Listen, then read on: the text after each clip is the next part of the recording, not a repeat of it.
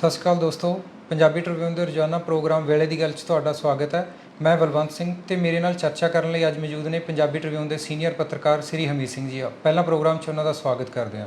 ਸਤਿ ਸ਼੍ਰੀ ਅਕਾਲ ਸਰ ਜੀ। ਸ਼ੁਕਰੀਆ। ਪ੍ਰੋਗਰਾਮ 'ਚ ਤੁਹਾਡਾ ਸਵਾਗਤ ਹੈ ਸਰ। ਅੱਜ ਸਰ ਪੰਜਾਬ ਦੇ ਜਿਹੜੇ ਅਹਿਮ ਮੁੱਦੇ ਨੇ ਉਹਨਾਂ 'ਤੇ ਆਪਾਂ ਚਰਚਾ ਕਰਦੇ ਹਾਂ। ਉਹਨਾਂ 'ਚ ਇੱਕ ਹੈ ਪੰਜਾਬ ਵਿਧਾਨ ਸਭਾ ਦਾ ਅੱਜ ਜਿਹੜਾ ਸੈਸ਼ਨ ਹੋਇਆ, ਉਹਦੇ 'ਚ ਕਿਹੜੀਆਂ ਅਹਿਮ ਗੱਲਾਂ ਰਹੀਆਂ ਜੀ? ਪੰਜਾਬ ਵਿਧਾਨ ਸਭਾ ਦਾ ਸੈਸ਼ਨ ਦਾ ਅੱਜ ਪ੍ਰੈਕਟੀਕਲੀ ਤੀਜਾ ਦਿਨ ਸੀ।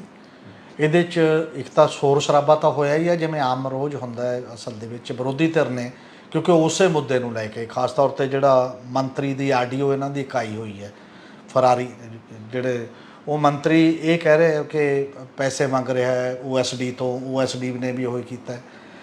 ਸਰਾਰੀ ਦੇ ਨਾਲ ਉਹ ਕਹਿ ਰਹੇ ਨੇ ਕਿ ਇਹਦੇ ਖਿਲਾਫ FIR ਦਰਜ ਕਿਉਂ ਨਹੀਂ ਕੀਤੀ, ਜਾਂ ਜਿਵੇਂ ਪਹਿਲਾਂ ਵਿਜੇ ਸਿੰਘਲੇ ਨੂੰ ਹਟਾਤਾ ਸੀ ਤੁਸੀਂ, ਗ੍ਰਿਫਤਾਰੀ ਵੀ ਕਰਾਤੀ ਸੀ, ਇਹਨੂੰ ਕਿਉਂ ਨਹੀਂ ਕਰ ਰਹੇ। ਇੱਕ ਤਾਂ ਇਹ ਮੁੱਦਾ ਬੜਾ ਉੱਠਿਆ ਉਸ ਪੱਧਰ ਦੇ ਉੱਤੇ।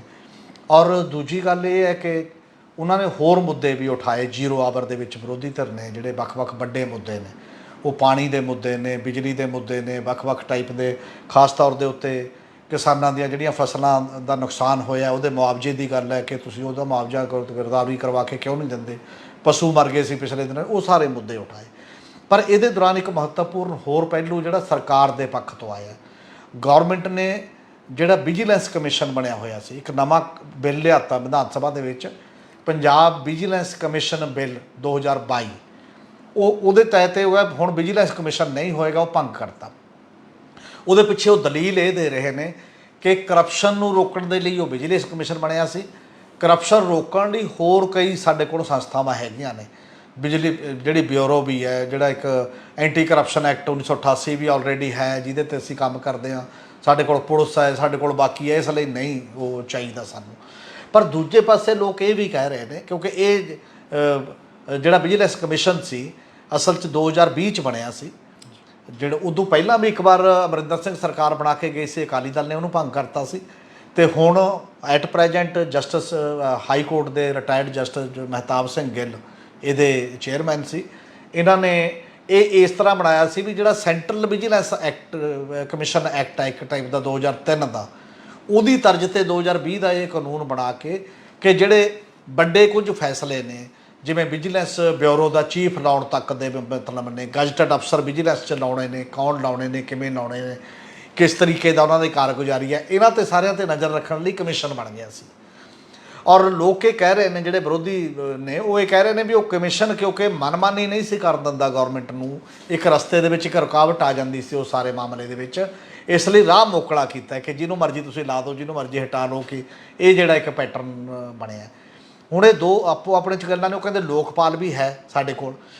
ਕੀ ਉਹ ਲੋਕਪਾਲ ਨੂੰ ਉਹ ਤਾਕਤਾਂ ਹੈਗੀਆਂ ਨੇ ਜਿਹੋ ਜਿਹੀਆਂ ਲੋਕਪਾਲ ਨੂੰ ਤਾਕਤਾਂ ਕਦੇ ਅੰਨਾ ਹਜ਼ਾਰੇ ਦੀ ਮੂਵਮੈਂਟ 'ਚ ਅਰਵਿੰਦ ਕੇਜਰੀਵਾਲ ਨੇ ਮੰਗੀਆਂ ਸੀ ਕਿ ਉਹ ਲੋਕਪਾਲ ਦੀ ਜਦ 'ਚ ਚੀਫ ਮਿਨਿਸਟਰ ਵੀ ਹੋਵੇ, ਪ੍ਰਧਾਨ ਮੰਤਰੀ ਵੀ ਹੋਵੇ, ਸਾਰੇ ਲੋਕ ਉਹਦੇ 'ਚ ਵੱਡੇ ਵੱਡੇ ਆਉਣ, ਜਿਹੜਾ ਮਰਜ਼ੀ ਉਹਨੂੰ ਜਾ ਕੇ ਉਹ ਦੇ, ਔਰ ਓਡੇ ਵੱਡੀ ਉਹਦੀ ਇਨਵੈਸਟੀਗੇਸ਼ਨ ਏਜੰਸੀ ਹੋਵੇ, ਉਹ ਸਾਰਿਆਂ ਦੇ ਖਿਲਾਫ ਸਮਾਂਬੱਧ ਤਰੀਕੇ ਦੇ ਨਾਲ ਜਾਂਚ ਕਰਕੇ ਰਿਕਮੈਂਡ ਕਰ ਸਕੇ, ਸਜ਼ਾ ਦੇ ਸਕੇ ਉਸ ਪੱਧਰ ਦੇ ਉੱਤੇ। ਇਹ ਲੋਕਪਾਲ ਜਿਹੜੇ ਨੇ ਇਹ ਕਮਜ਼ੋਰ ਲੋਕਪਾਲ ਨੇ ਮੰਨਿਆ ਜਾਂਦਾ ਕਾਨੂੰਨੀ ਤੌਰ 'ਤੇ। ਉਸ ਪੱਧਰ ਦਾ ਇਹਦਾ ਦਾਇਰਾ ਨਹੀਂ ਅਤੇ ਉਸ ਪੱਧਰ ਦੇ ਇਹਦੇ ਕੋਲ ਅਧਿਕਾਰ ਨਹੀਂ ਹੈ।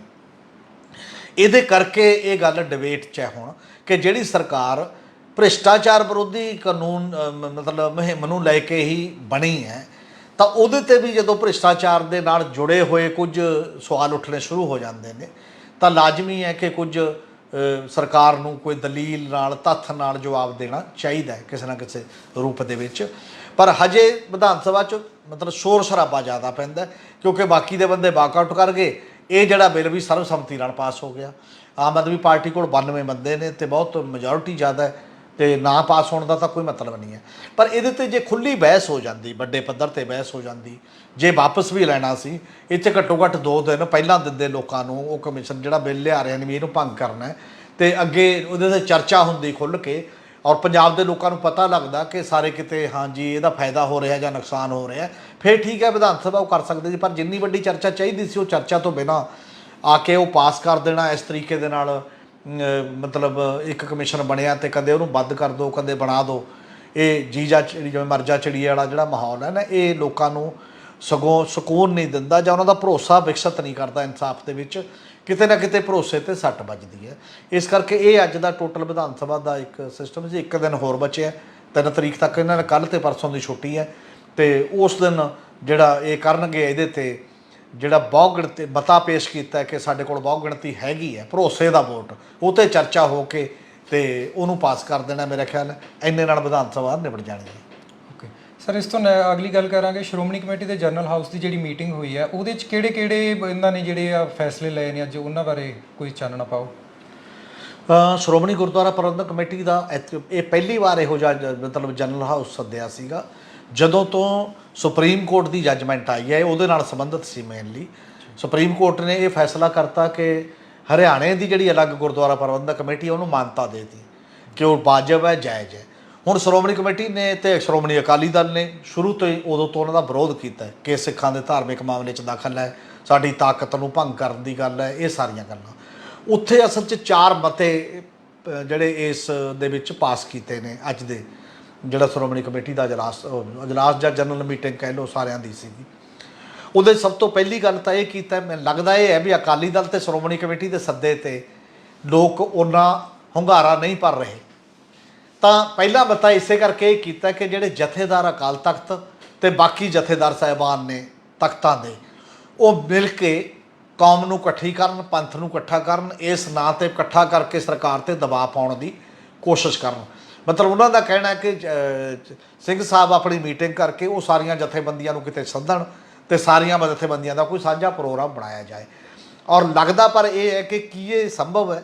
ਇੱਦੋਂ ਪਹਿਲਾਂ ਹੀ ਕਈ ਸਿੱਖ ਜਥੇਬੰਦੀਆਂ, ਪੰਥਕ ਜਥੇਬੰਦੀਆਂ ਤਾਂ ਸ਼੍ਰੋਮਣੀ ਕਮੇਟੀ ਨਾਲੋਂ ਅਲੱਗ ਸਟੈਂਡ ਲੈ ਚੁੱਕੀਆਂ ਨੇ। ਉਹ ਇਸ ਤਰ੍ਹਾਂ ਲੈ ਚੁੱਕੀਆਂ ਨੇ ਜਿਵੇਂ ਕੇਂਦਰੀ ਸ੍ਰੀ ਗੁਰੂ ਸਿੰਘ ਸਭਾ ਹੈ, ਜਿਵੇਂ ਦਲ ਖਾਲਸਾ ਹੈ, ਜਿਵੇਂ ਵੱਖ-ਵੱਖ ਟਾਈਪ ਦੇ ਕਈ ਹੋਰ ਗਰੁੱਪ ਨੇ। ਉਹਨਾਂ ਦਾ ਕਹਿਣਾ ਇਹ ਹੈ ਕਿ ਜਦੋਂ ਫੈਡਰਲ ਸਟਰਕਚਰ ਦੀ ਅਸੀਂ ਗੱਲ ਕਰਦੇ ਹਾਂ, ਦੇਸ਼ ਦੇ ਵਿੱਚ ਸੰਘੀ ਢਾਂਚਾ ਹੋਵੇ, ਤਾਂ ਹੁਣ ਸਗੋਂ ਸਟੇਟ ਦੇ ਕੋਲ ਰਾਈਟ ਆ ਰਿਹਾ ਉਸ ਤਰੀਕੇ ਦਾ। ਪਹਿਲਾਂ ਵੀ ਜਿਹੜਾ 1925 ਦਾ ਐਕਟ ਸੀ, ਇਹ ਪੰਜਾਬ ਦਾ ਹੀ ਐਕਟ ਸੀ ਆਜ਼ਾਦੀ ਤੋਂ ਪਹਿਲਾਂ, ਕਿਉਂਕਿ ਪੰਜਾਬ ਬਹੁਤ ਵੱਡਾ ਸੀ ਪ੍ਰੋਵਿੰਸ਼ਲ ਅਸੈਂਬਲੀ ਦਾ। ਇਹ ਤਾਂ 47 ਤੋਂ ਬਾਅਦ 66 ਤੋਂ ਬਾਅਦ ਪੰਜਾਬੀ ਸੂਬਾ ਵੰਡਿਆ ਗਿਆ, ਤਾਂ ਜਾ ਕੇ 3-4 ਸਟੇਟਾਂ ਵਿੱਚ ਆ ਗਈਆਂ, ਤਾਂ ਉਹ ਕੇਂਦਰ ਕੋਲ ਇਹ ਕਹਿੰਦੇ ਨੇ ਹੱਕ ਚਲਾ ਗਿਆ। ਪਰ ਇੱਕ ਇਦੋਂ ਪਹਿਲਾਂ ਅਕਾਲੀ ਦਲ ਦੀ ਡਿਮਾਂਡ ਰਹੀ ਆ, ਮੰਗ ਰਹੀ ਆ, ਆਲ ਇੰਡੀਆ ਸਿੱਖ ਗੁਰਦੁਆਰਾ ਐਕਟ ਬਣਾਉਣ ਦੀ, ਕਿ ਹੁਣ ਸਿੱਖ ਬਹੁਤ ਸੂਬਿਆਂ ਦੇ ਵਿੱਚ ਵੀ ਵਸੇ ਹੋਏ ਨੇ, ਆਲੇ ਦੁਆਲੇ ਵੀ ਨੇ ਸਾਰੇ ਕਿਤੇ, ਉਹਨਾਂ ਦੇ ਵੀ ਹਰੇਕ ਸਟੇਟ ਦੇ ਵਿੱਚ ਜੇ ਇੱਕ ਕਮੇਟੀ ਬਣਾ ਦਿੱਤੀ ਜਾਏ, ਇੱਕ ਬੋਰਡ ਬਣਾ ਦਿੱਤਾ ਜਾਏ, ਫਿਰ ਇੱਕ ਵੱਡੀ ਕਮੇਟੀ ਸਾਂਝੀ ਬਣ ਜੇ ਸਾਰਿਆਂ ਦੀ, ਜਿਹੜੀ ਸਾਰੀ ਗੁਰਦੁਆਰਿਆਂ ਦੀ ਇੱਕ ਮੈਨੇਜਮੈਂਟ ਕਮੇਟੀ ਬਣ ਜੇ। ਪਰ ਅਕਾਲੀ ਦਲ ਉਹਨੂੰ ਛੱਡ ਗਿਆ ਉਸ ਗੱਲ ਨੂੰ। ਇਹ ਵੀ ਅਜੇ ਡਿਬੇਟ ਹੋਏਗੀ ਜਦੋਂ ਅਜੇ ਇਸ ਦੇ ਵਿੱਚ ਚੱਲੇਗੀ ਕਿ ਕੀ ਹੁਣ ਆਲ ਇੰਡੀਆ ਸਿੱਖ ਗੁਰਦੁਆਰਾ ਪ੍ਰਬੰਧਕ ਜਿਹੜਾ ਐਕਟ ਹੈ ਉਹ ਜ਼ਰੂਰਤ ਨਹੀਂ ਹੈ। ਕੁਝ ਧਿਰਾਂ ਉਹਦੀ ਸਪੋਰਟ ਕਰਨਗੀਆਂ, ਕੁਝ ਵਿਰੋਧ ਕਰਨਗੀਆਂ। ਇੱਕ ਤਾਂ ਇਹ ਕੀਤਾ ਹਾਲੇ ਕਿ ਸ਼੍ਰੋਮਣੀ ਕਮੇਟੀ ਨੂੰ ਹੁਣ ਇਹ ਲੱਗਦਾ ਕਿ ਜਥੇਦਾਰ ਅਕਾਲ ਤਖਤ ਹੀ ਜਾਂ ਬਾਕੀ ਦੇ ਜਥੇਦਾਰਾਂ ਨੂੰ ਨਾਲ ਲਾ ਕੇ ਉਹ ਪੰਥ ਨੂੰ ਇਕੱਠਾ ਕਰੇ ਇਹਦੇ 'ਤੇ। ਦੂਜੀ ਗੱਲ ਇੱਕ ਬੜੀ ਕਲੀਅਰ ਐਤਕੀ ਕੀਤੀ ਹੈ ਜਿਹੜਾ ਇੱਕ ਮਤੇ ਦੇ ਵਿੱਚ, ਕਿ ਇਹ ਜਿਹੜਾ ਪੰਥ ਨੂੰ ਕਮਜ਼ੋਰ ਕਰਨ ਦੀ ਸਾਜ਼ਿਸ਼ ਹੈ, ਇਹਦੇ 'ਚ ਕਈ ਧਿਰਾਂ ਸ਼ਾਮਲ ਨੇ, ਪਰ ਸਭ ਤੋਂ ਬੜੀ ਸਾਜ਼ਿਸ਼ ਜਿਹੜੀ ਰਚੀ ਜਾ ਰਹੀ ਹੈ ਉਹ RSS ਤੇ BJP ਰਚ ਰਹੀ ਹੈ। ਇਹ ਕਲੀਅਰ ਕੱਟ ਉਹਨਾਂ ਨੇ ਇੱਕ ਮੈਸੇਜ ਦਿੱਤਾ।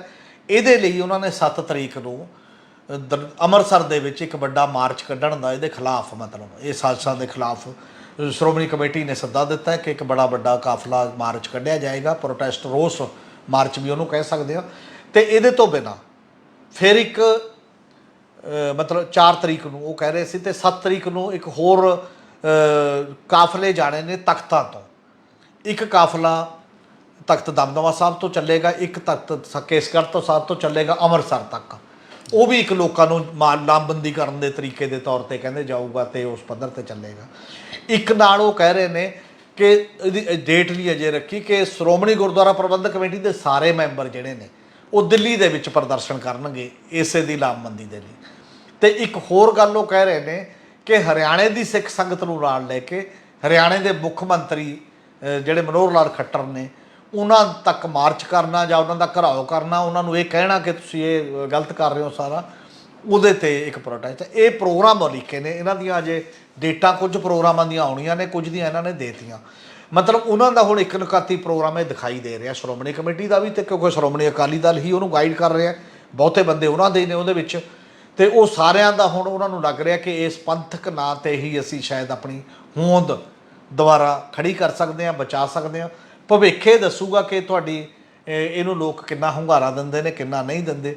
ਤੇ ਪਰ ਇਹ ਸ਼੍ਰੋਮਣੀ ਕਮੇਟੀ ਨੇ ਇੱਕ ਬੜੇ ਵੱਡੇ ਪ੍ਰੋਗਰਾਮ ਆਪਣੇ ਵੱਲੋਂ ਲਿਖੇ ਨੇ। ਆਉਣ ਵਾਲਾ ਸਮਾਂ ਜਿਹੜਾ ਪੰਥਕ ਸਿਆਸਤ ਦੇ ਵਿੱਚ ਦਿਲਚਸਪ ਰਹੇਗਾ।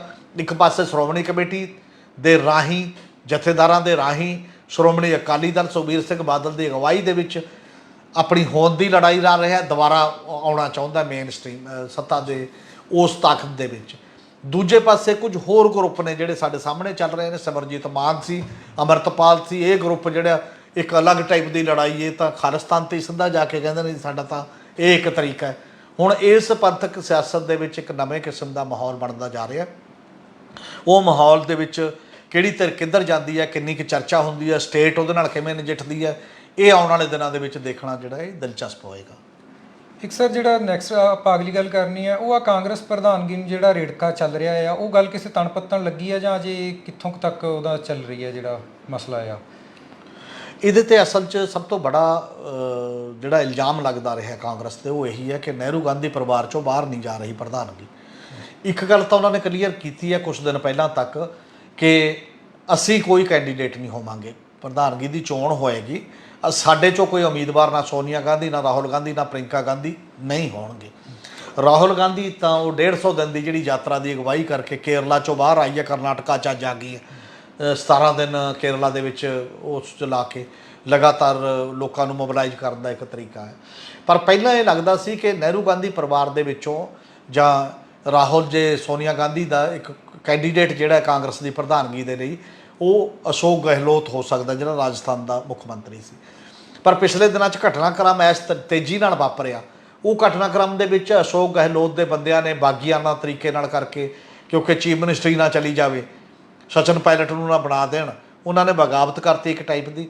ਉਹਦੇ ਨਾਲ ਕਿਹਾ ਜਾਂਦਾ ਕਿ ਜਿਹੜੀ ਹਾਈ ਕਮਾਂਡ ਖਾਸ ਤੌਰ 'ਤੇ ਸੋਨੀਆ ਗਾਂਧੀ, ਰਾਹੁਲ ਗਾਂਧੀ, ਉਹਦੀ ਨਜ਼ਰ 'ਚ ਉਹਦਾ ਨੰਬਰ ਘਟ ਗਿਆ, ਉਹਦਾ ਰੁਤਬਾ ਘਟ ਗਿਆ। ਕੱਲ੍ਹ ਉਹ ਮਿਲ ਕੇ ਗਿਆ ਆਪ, ਹੁਣ ਉਹ ਪ੍ਰਧਾਨਗੀ ਦਾ ਕੈਂਡੀਡੇਟ ਵੀ ਨਹੀਂ ਹੈ ਤੇ ਚੀਫ ਮਿਨਿਸਟਰ ਹੈ ਜਾਂ ਨਹੀਂ, ਇਹ ਕਹਿੰਦੇ ਆਉਣ ਵਾਲੇ ਦਿਨਾਂ ਦੇ ਵਿੱਚ ਰਹੇਗਾ ਜਾਂ ਨਹੀਂ, ਫੈਸਲਾ ਕਰੂਗੀ ਹਾਈ ਕਮਾਂਡ ਕਿਸ ਰੂਪ ਦੇ ਵਿੱਚ ਹੈ। ਵੱਡੇ ਲੀਡਰ ਇੱਕ ਨਵਾਂ ਆ ਗਿਆ ਔਰ ਫਿਰ ਦਿਗਵਿਜੇ ਸਿੰਘ ਦਾ ਨਾਮ ਚੱਲਿਆ, ਕਈ ਨਾਮ ਚੱਲਣ ਲੱਗੇ ਕੌਣ ਆਏ, ਪਰ ਹੁਣ ਅੱਜ ਫਾਈਨਲ ਇਹ ਹੋ ਗਿਆ ਨੋਮੀਨੇਸ਼ਨਾਂ ਫਾਈਲ ਕਰਨ ਤੱਕ ਕਿ 2 ਬੰਦੇ ਨੇ ਜਿਹੜੇ ਪ੍ਰਧਾਨਗੀ ਦੇ ਲੜਾਈ 'ਚ ਹੋਣਗੇ। ਖੜਗੇ ਜਿਹੜੇ ਰਾਜ ਸਭਾ ਦੇ ਵਿੱਚ ਵਿਰੋਧੀ ਧਿਰ ਦੇ ਆਗੂ ਨੇ, ਕਾਂਗਰਸ ਦੇ ਐਮਪੀਆਂ ਦੇ ਵੀ ਆਗੂ ਨੇ, ਉਹ ਰਾਜ ਸਭਾ ਤੋਂ ਅਸਤੀਫਾ ਦੇਣਗੇ। ਉਹਨਾਂ ਨੇ ਕਾਗਜ਼ ਭਰਤੇ ਨੇ ਪ੍ਰਧਾਨਗੀ ਵਾਸਤੇ ਔਰ ਇਹ ਵੀ ਕਿਹਾ ਜਾ ਰਿਹਾ ਕਿ ਉਹ ਅਸਲ ਦੇ ਵਿੱਚ ਗਾਂਧੀ ਪਰਿਵਾਰ ਦੇ ਨੋਮਨੀ ਨੇ, ਗਾਂਧੀ ਪਰਿਵਾਰ ਦੇ ਨਾਮਜ਼ਦ ਬੰਦੇ ਨੇ ਜਿਹੜੇ ਚੋਣ 'ਚ ਖੜਨਗੇ। ਦੂਜੇ ਪਾਸੇ ਸ਼ਸ਼ੀ ਥਰੂਰ ਹੈ। ਸ਼ਸ਼ੀ ਥਰੂਰ ਜਿਹੜਾ 30 ਸਾਲ ਲਗਭਗ ਯੂਐਨਓ 'ਚ ਕੰਮ ਕਰਕੇ ਆਇਆ, ਪੜ੍ਹੇ ਲਿਖੇ ਇੱਕ ਉਹਨਾਂ 'ਚੋਂ ਮੰਨਿਆ ਜਾਂਦਾ, ਲੇਖਕ ਵੀ ਹੈ, ਕਿੰਨੀਆਂ ਕਿਤਾਬਾਂ ਦਾ ਲੇਖਕ ਹੈ, ਦੁਨੀਆ ਪੱਧਰ 'ਤੇ ਵੀ ਉਹਦਾ ਇੱਕ ਆਪਣਾ ਮੁਕਾਮ ਹੈਗਾ। ਉਹ ਹੋਊਗਾ ਜਾਂ ਇਹ ਜਨਤਕ ਫੀਲਡ 'ਚੋਂ ਆਏ ਜਿਹੜੇ ਇਹ ਬੰਦੇ ਹੋਣਗੇ ਉਹ ਹੈ। ਸ਼ਸ਼ੀ ਥਰੂਰ ਬਾਰੇ ਇਹ ਵੀ ਕਿਹਾ ਜਾਂਦਾ ਸੀ ਕਿ ਉਹ ਗਰੁੱਪ 23 ਦਾ ਸ਼ਾਇਦ ਮੈਂਬਰ ਹੈ। ਗਰੁੱਪ 23 ਜਿਨ੍ਹਾਂ ਨੇ 23 ਬੰਦਿਆਂ ਨੇ ਕਾਂਗਰਸ ਦੇ ਵੱਡੇ ਲੀਡਰਾਂ ਨੇ 2020 ਦੇ ਵਿੱਚ 19 ਦੇ ਵਿੱਚ ਪਹਿਲਾਂ ਲਿਖੀ, ਫਿਰ ਉਦੋਂ ਬਾਅਦ ਲਿਖੀ ਚਿੱਠੀ ਸੋਨੀਆ ਗਾਂਧੀ ਨੂੰ ਕਿ ਕਾਂਗਰਸ ਦੇ ਵਿੱਚ ਜਥੇਬੰਦਕ ਢਾਂਚੇ 'ਚ ਤਬਦੀਲੀਆਂ ਕੀ ਕਰਨ ਵਾਲੀਆਂ ਨੇ। ਪਰ ਉਹ 23 ਗਰੁੱਪ ਖਿੰਡ ਗਿਆ। ਗੁਲਾਮ ਨਬੀ ਆਜ਼ਾਦ ਨੇ ਅਲੱਗ ਪਾਰਟੀ ਬਣਾ ਲਈ, ਜਿਹੜੇ ਕਪਲ ਸਿੱਬਲ ਨੇ ਵੱਡੇ ਵਕੀਲ, ਉਹ ਸਮਾਜਵਾਦੀ ਪਾਰਟੀ ਦੇ ਟਿਕਟ 'ਤੇ ਜਾਂ ਸਮਾਜ ਦੀ ਸਪੋਰਟ ਨਾਲ ਰਾਜ ਸਭਾ ਦੇ ਮੈਂਬਰ ਬਣ ਗਏ। ਐਂ ਟੁੱਟ ਗਿਆ।